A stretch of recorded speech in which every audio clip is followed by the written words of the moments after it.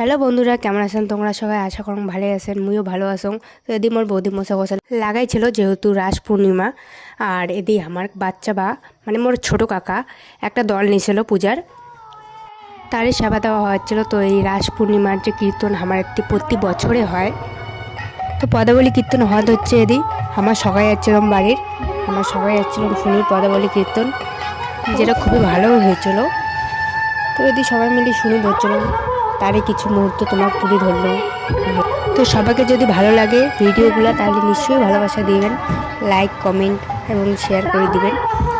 তো কীর্তন শুনতে শুনতে তারপরে সূর্য পুজোও আর স্টার্ট হয়ে যাবে। তো এরকম আমার বৌদি সূর্য পুজো দিছিল, দেখিয়ে পাওয়া ধরছেন আমার নায়িকা সূর্য পুজো দেওয়া হচ্ছে। তো যেহেতু এটা মিনি ব্লগ, আজকের জন্য এইটুকুই, টাটা।